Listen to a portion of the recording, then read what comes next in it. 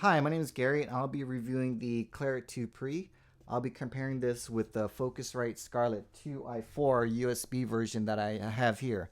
I haven't seen any videos on YouTube comparing the Pre versus the Scarlett, at least the one with the 2 channel at least.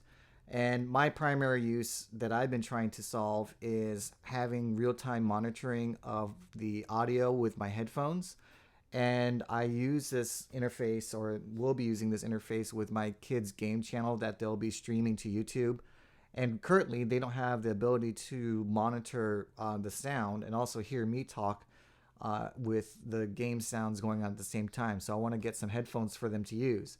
Now, when I monitor the audio coming directly from the Scarlett 2i4 via the USB, the current challenge is that for me, it kind of drives me nuts to hear a little bit of delay, or what we call latency. So hopefully the Clarett 2 Pre with the Thunderbolt will help address that latency. I'll show some of the differences between the inputs and outputs, and also hopefully I can illustrate the comparison of the delay between the two, and maybe even compare the sound coming from the two maybe around the noise floor level, because I think that would be a big indicator of the improved performance between these two interfaces, other than the reduced latency for my needs. All right, let's go ahead and get started with the front of the two interfaces. From what you'll see is that they're very similar in size in terms of width, and for those who are upgrading from the Scarlett 2i4, a lot of you'll have some familiar inputs. So you have two line inputs that also doubles as an instrument input, and the gain knobs are placed very similarly between the two. Now, what you'll notice is that the one on the bottom, which is the 2 Pre, has metal knobs. They're very refined, and they have a little bit of weight to them. They don't wiggle. The one on the top, which is the Scarlett 2i4, has plastic knobs.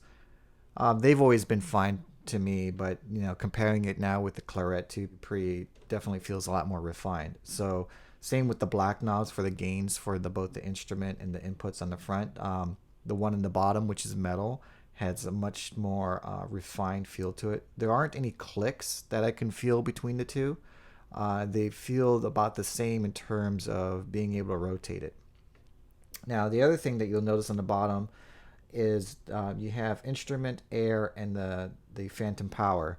On the Focusrite Scarlett, there's only one button for the phantom power, and it powers both of them. At least for the Clarett 2 Pre, you now have the capability of selecting which one you want to apply phantom power to. All right, so on the Focusrite Scarlett, there are switches here for line or instruments. There's not a switch on the front for the Clarett 2 Pre, and I believe you can do that over the software, so hopefully I'll be able to overlay that on the video once I edit this. Also, on the Scarlett, you have the get this focus. You have a switch here for direct monitor, either stereo or audio, and also a fader that switches between the input and the playback.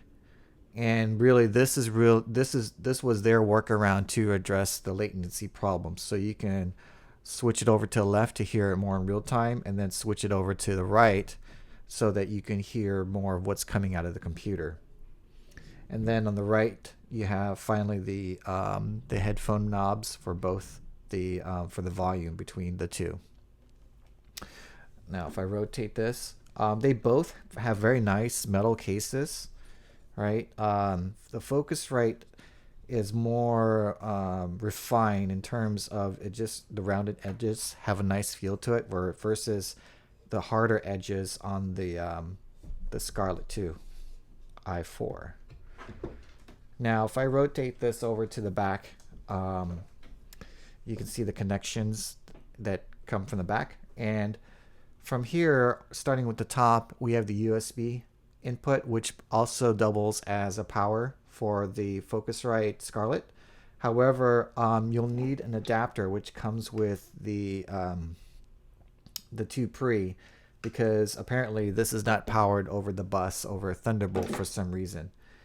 Now you have the same MIDI in and MIDI outs on both devices, and then the line outputs on the Scarlett has RCA jacks. This is really useful if you're a DJ or if you have RCA connections that you need to do. And then you have the balance out, which goes to my monitors. But on the bottom here with the 2 pre, you have line outputs for you have 4 connections here.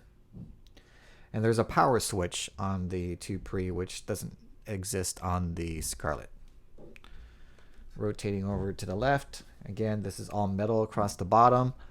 You can kind of see that there. And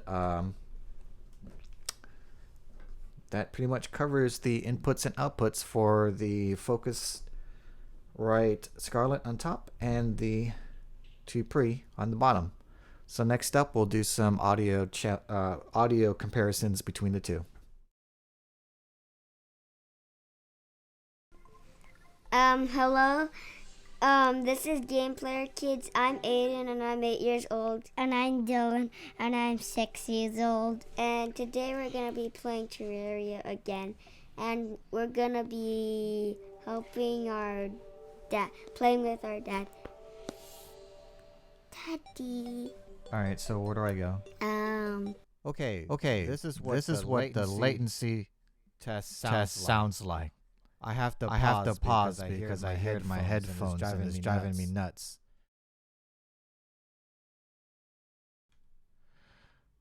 Okay, this is a latency test, and what I've done is I have audio 1 on the Mimo Live coming in through loopback audio, and I have audio 2 coming directly in through the Focusrite Thunderbolt. Okay, so let me just turn off audio 1. So basically, this is both coming in through the SM7B, so these are both microphones. I'm sorry, the input's split to 2, but one is being processed and one isn't. So let me turn off audio 1, which means it's coming through GarageBand. Alright, so I turned off the one that's coming through GarageBand, and now it's coming directly from audio 2. Now I'm going to turn the GarageBand back on, and I'll turn off the audio 2, which means it was taking it direct. Now let me just go ahead and apply some settings. All right, so now this is what it sounds like with some reverb coming in through the audio 1. I'm going to turn on the one without the processing through GarageBand. All right, so I turned in audio 2, which means it is bypassing GarageBand and going directly into Mimo Live, so you can hear the latency. All right, so I'm going to turn off now the audio 1, which is the loopback audio, which is going through GarageBand to process my voice. So now I just turned off audio 1, which is the loopback audio, and now the audio is coming directly through the Thunderbolt device, directly into Mimo Live, and this is what it sounds like. Now I'm going to turn both of them back on. Now they're both back on, and here's what the latency sounds like through Thunderbolt with both the playthrough through GarageBand and direct input into the Mimo Live interface via Thunderbolt. This is a noise floor test of the SM7B going into a Cloudlifter CL1 and into the Focusrite Scarlett 2i4. Can't remember the freaking model numbers. Anyways, the input gain is at around 1 o'clock. The notch is right there. And I'm in an untreated room. There's some audio coming in from the outside, just ambient noise. And the computer fan is on my iMac. So this is the audio noise floor test of the Shure SM7B going into a Cloudlifter and into the Scarlett. All right. This is a noise floor test for the Focusrite Clarett 2 Pre. The input compared to what I had on the Scarlett 2i4 is at 12 o'clock. and that's where I found the optimum settings for, it blinks green when it's not clipping or at the proper levels. All right, so this is the noise floor test. I'm going to be quiet for a minute. I could see on another indicator that the noise is a little bit lower, but I'll leave it up to you guys to compare. There's still some ambient noise coming in from around my room. It's untreated. I'm speaking into a Shure SM7B, going into a cloud lifter, going into the Focusrite Clarett 2 Pre. Air is not on. This is a noise floor test for the Focusrite Clarett 2 Pre via Thunderbolt. Okay. Okay, this is a noise floor test with the Focusrite Clarett 2 Pre, and the noise or the input chain is coming from a Shure SM7B going into now a Mogami Gold cable into this cloud lifter, into another Mogami Gold cable into the Clarett 2 Pre.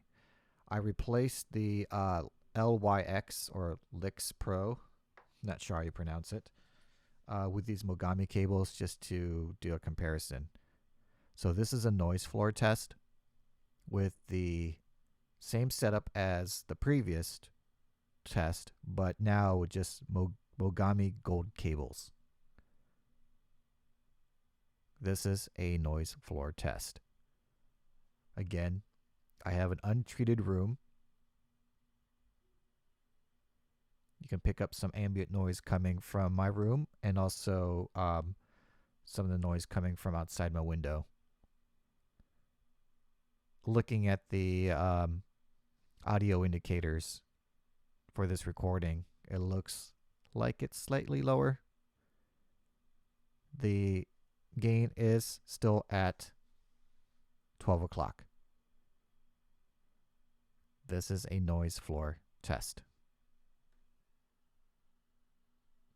Okay. And I'm in an untreated room. I'm going to be quiet for a minute. Mogami Gold cables.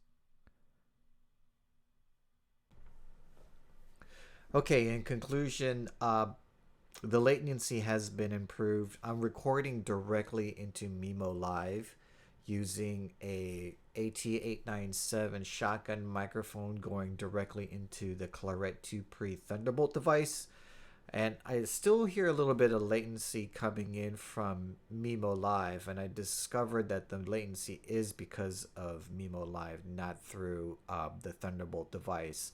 But the Thunderbolt device actually improves on the latency quite a bit. It doesn't sound like a total echo, and you'll hear that in the video. So if this video was useful to you, click on like and subscribe. As I get new gear, I'll try to make some review videos. And if you have any questions, just ask them below in the comments. Thanks for watching.